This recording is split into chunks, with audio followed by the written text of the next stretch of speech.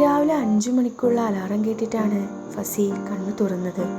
കുറച്ചു നേരം അങ്ങനെ തന്നെ കിടന്നു. പിന്നെ കിടന്ന ബ്ലാങ്കറ്റും പുതപ്പും മടക്കി വെച്ച് മെല്ലെ കുളിക്കാനുള്ള ഡ്രസ്സും എടുത്ത് ബാത്റൂമിലേക്ക് കയറി. കുളി കഴിഞ്ഞ ശേഷം നിസ്കരിക്കാനായി നിന്നു. രാവിലത്തെ പരിപാടികളൊക്കെ തീർന്നതിനു ശേഷം താഴെ അടുക്കളയിലേക്ക് പോകുന്നതിന് മുൻപ് ഉറങ്ങിക്കിടക്കുന്ന തൻ്റെ പ്രാണനെ കുറച്ചു നേരം നോക്കി അങ്ങനെ നിന്നു. എന്തോ മനസ്സിന് വല്ലാത്തൊരു ഭാരമായിരുന്നു അപ്പോൾ അവൾക്ക്. താഴെ അടുക്കളയിലേക്ക് എത്തിയതിനു ശേഷം അവളുടെ സ്ഥിരം പണികളിലേക്ക് അവൾ ഏർപ്പെട്ടു. അല്ല, നമ്മൾ പരിചയപ്പെട്ടില്ലല്ലോ. ഇതാണ് നമ്മുടെ ഫർസാന. ഫസി എന്നാണ് എല്ലാവരും വിളിക്കുക. ഈ വീട്ടിലെ മരുമകളാണ് Fazi. Degree first year student ആണ്. രാവിലത്തെ പണികളൊക്കെ തകൃതിയിൽ നടന്നുകൊണ്ടിരിക്കുന്നു. രാവിലത്തെ ബ്രേക്ക്ഫാസ്റ്റ് പുട്ടും തലേന്നത്തെ ബീഫ് കറിയുമാണ്. ഉച്ചത്തേക്കുള്ള സാമ്പാറും കറികളും ഒക്കെ ആക്കി വെച്ചിട്ടുണ്ട്.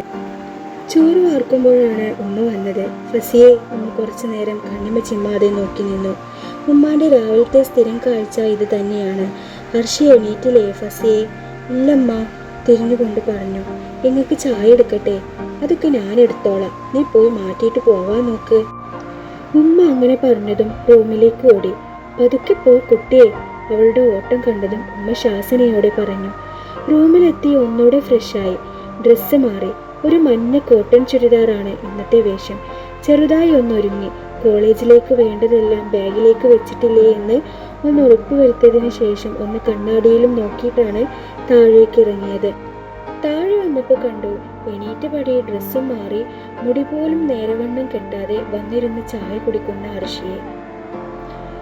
എന്റെ അർഷിയെ, ഇന്നും കുളിച്ചിട്ടില്ലേ? ഓ, എന്നും കുളിച്ചിട്ട് ഇപ്പൊ എന്ത് കിട്ടാനാ? എൻ്റെ ഒരു കുളിയും ഒരുക്കം കാരണം മനുഷ്യന് എന്നും 8 മണിക്കുള്ള ബസ് കിട്ടൂല എന്ന പുച്ഛത്തോടെ പറഞ്ഞ് അർഷി ഫസിയോട് പറഞ്ഞു. ഇത് കേട്ട ഉമ്മ അർഷിയെ മെല്ലെ ഒന്ന് തല്ലി. ആ ഉമ്മ, മിണ്ടാതിരുന്നു ജ്. അന്നെ പോലെ നട്ടുച്ചവരെ കിടന്നുറങ്ങല്ലേ നോള്. അനക്ക് തിന്നാനുള്ളത് ഉണ്ടാക്കി വെച്ചിട്ടാണ് ആ കുട്ടി മാറ്റാൻ പോയത്. ഇങ്ങോട്ട് നോക്ക് അർഷിയെ, ഒരു കൈ സഹായത്തിന് പോലും അന്നക്കിപ്പോ കിട്ടണില്ലല്ലോ. എന്നാ ഇനി എൻ്റെ ഈ സ്വഭാവം ഒന്ന് മാറാ? ഇത് വേറൊരു എന്ന് പറഞ്ഞപ്പോഴേക്കും അർഷി ഇടയിൽ കയറി പറഞ്ഞു. വേറൊരു വീട്ടിൽ പോകേണ്ടതല്ലേ?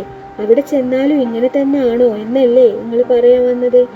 ഈ ഡയലോഗ് എന്നും കേട്ട് മടുത്തുണ്ട് ഐഷാബി, ഒന്ന് മാറ്റിപ്പിടിക്ക് എന്നും പറഞ്ഞ് കഴിച്ച പ്ലേറ്റ് എടുത്ത അടുക്കളയിലേക്ക് ഒറ്റപ്പോക്കായിരുന്നു.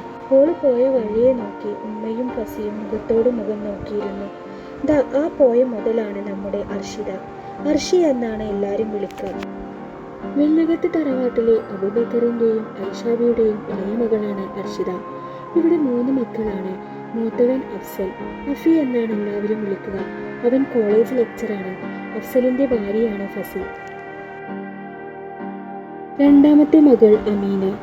ആമി എന്നാണ് വിളിക്കുക. അവളുടെ കല്യാണം കഴിഞ്ഞു. ഭർത്താവിന്റെ പേര് ഹാഷിം. സ്വന്തമായിട്ട് ബിസിനസ് ചെയ്യുന്നു. അർഷിയും ഫസിയും ഒരേ കോളേജിലാണ് പഠിക്കുന്നത്. ഇവരുടെ ക്ലാസ്സിലെ സാറാണ് അഫ്സൽ. ഇത് അവിടെ ഇരുന്ന് ആലോചിക്കുക കേട്ടോ. എൻ്റെ കഴിഞ്ഞാൽ ഞാൻ വേഗം പോകും. ഞാൻ നിന്നെ കാത്തു നിൽക്കില്ല, അടുക്കളയിൽ നിന്നും അർഷി ഉറക്കെ വിളിച്ചു പറഞ്ഞു. ഈ സമയത്താണ് നമ്മുടെ അഫ്സൽ ബുള്ളറ്റിൽ ഒരു ജേഴ്സിയും ഇട്ട് വരുന്നത്. ഇതിവിടെ പതിവാണ്. രാവിലെ 6 മണിക്ക് മൂപ്പര് ഗ്രൗണ്ടിലേക്ക് കളിക്കാൻ പോകും. പിന്നെ വരുന്നത് ഒരു 8 മണിയോടെയാണ്. അവർ ഗേറ്റ് തുറന്ന് പുറത്ത് കടന്നതും അഫ്സൽ വന്നു. വീട്ടിൽ കയറാൻ നേരം ഫസി മുന്നോട്ട് പോകുന്നതിന് മുന്നേ മെല്ലെ തിരിഞ്ഞു നിന്ന് കണ്ണടച്ചുകൊണ്ട് പ്രാർത്ഥിച്ചു. പടച്ചോനെ, ഇന്നെങ്കിലും എന്നെ ഒന്ന് നോക്കണേ എന്നും പറഞ്ഞ് അവൾ കണ്ണു തുറന്നു നോക്കി. ഒരു നോട്ടം പോലും നോക്കാതെ അഫ്സൽ അകത്തേക്ക് കയറിപ്പോയി. ഇതിവിടെ സ്ഥിരം കാഴ്ചയാണ്. എല്ലാ ദിവസവും അഫ്സലിന്റെ ഒരു നോട്ടത്തിനായി നമ്മുടെ ഫസി പ്രാർത്ഥിച്ചു കൊണ്ട് നിൽക്കും. പക്ഷേ ഒരു നോട്ടം പോലും ഇതുവരെ കിട്ടിയിട്ടില്ല എന്ന് മാത്രം.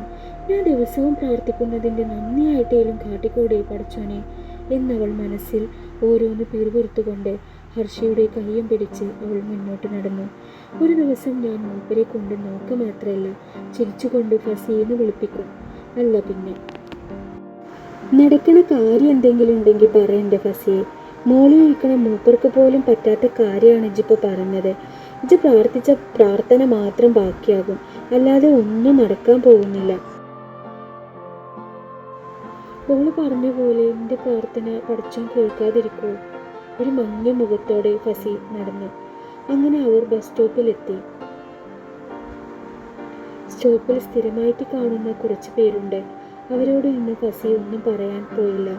അർഷിയാണ് സംസാരിച്ചത്. അവൾക്ക് ഇന്നത്തെ മൂഡ് മൊത്തം പോയിരുന്നു. 5 മിനിറ്റ് കഴിഞ്ഞപ്പോഴേക്കും ബസ് വന്നു. അവരുടെ തൊട്ടു പിന്നാലെ അഫ്സലും ഉണ്ടായിരുന്നു. അങ്ങനെ അവർക്ക് ഇറങ്ങേണ്ട സ്റ്റോപ്പ് എത്തി. 2 പേരും ഇറങ്ങി. കോളേജ് ക്യാമ്പസിൻ്റെ അകത്തേക്ക് കയറി. അവിടെ ഒരുപാട് വണ്ടികൾ നിർത്തിയിട്ടുണ്ടായിരുന്നു. ഫസിയുടെ കണ്ണ് ആദ്യം പോയത് അഫ്സലിൻ്റെ ബുള്ളറ്റിലായിരുന്നു. അവൾ ആ വണ്ടിയുടെ അടുത്ത് പോയി അതിനെ തൊട്ടും തലോടിയും നിന്നു. ഇത് കണ്ട് നമ്മുടെ അർഷി, നിനക്ക് ആ ബുള്ളറ്റിനെ കെട്ടിപ്പിടിച്ചിരിക്കാനുള്ള യോഗ ഉണ്ടാകുമെന്നാ തോന്നുന്നത് കേട്ടോ. എൻ്റെ സ്ഥാനത്ത് ഞാൻ വല്ലോ ആകണം. സ്വന്തം കെട്ടിയവനോട് ഒന്ന് നേരെ ചൊവ്വെ വർത്താനം പോലും പറയാൻ പറ്റാത്ത ഒരു സാധനം ഇങ്ങനെയുണ്ടോ പിന്നെ? ഇതേ നോക്ക് ഫസിയെ, ഞാനൊരു കാര്യം പറയാം. നീ ഇനിയും പോയി ഫസിക്കാനോട് നേരെ വർത്താനം പറഞ്ഞിട്ടില്ലെങ്കിൽ വല്ല പെണ്ണുങ്ങളും വളച്ചോണ്ട് പോകട്ടോ. നല്ല പെണ്ണുങ്ങളൊക്കെ ആണെങ്കിൽ ഞാനും ഒപ്പം സപ്പോർട്ടിന് നിൽക്കും, ഫസിയെ ചൊടിപ്പിച്ചുകൊണ്ട് അർഷി പറഞ്ഞു. തന്നേടി, നീ സപ്പോർട്ട് ചെയ്യോ എന്നും പറഞ്ഞ് അർഷിയുടെ പിന്നാലെ ഫസിയോടെ നേരെ ഓടിച്ചെന്നതും നമ്മുടെ അഫ്സലും ഓഫീസിൽ നിന്ന് പുറത്തു വന്നതും ഒരുമിച്ചായിരുന്നു. അഫ്സലിനെ തട്ടിയിട്ട് ഒരു ചുമരിൻ്റെ മേൽ ചാരി നിന്നു. അഫ്സലിൻ്റെ കയ്യിലുണ്ടായിരുന്ന ബുക്ക് മുഴുവനും താഴെ ചിന്നിച്ചെതറി. അഫ്സലിന് നല്ല ദേഷ്യം വന്നു. എവിടെ നോക്കിയിട്ടാടി നീ നടക്കുന്നേ? നിന്റെ മുഖത്തെന്താ കണ്ണില്ലേ? കണ്ണുണ്ടായാൽ പോരാ, അത് കാണും കൂടിയും വേണം, നല്ല ദേഷ്യത്തോടെ പറഞ്ഞു. അപ്പോഴാണ് താഴെ കിടക്കുന്ന ബുക്കുകൾ ഫസി കണ്ടത്. സോറി എന്ന് പറഞ്ഞ് ആ ബുക്ക് മുഴുവനും പെറുക്കിയെടുത്ത് അഫ്സലിൻ്റെ കയ്യിൽ കൊടുത്തു.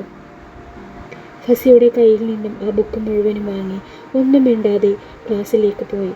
അവൻ പോയ വഴിയെ നോക്കി ഫസി പിറുപിറുത്തുകൊണ്ട് പറഞ്ഞു, ഇത് എന്ത് സാധന, കണ്ണിച്ചോരല്ലാത്ത മനുഷ്യൻ എന്ന് പുച്ഛത്തോടെ അവൻ പറഞ്ഞുകൊണ്ട് അവൻ്റെ പിറകെ പോയി.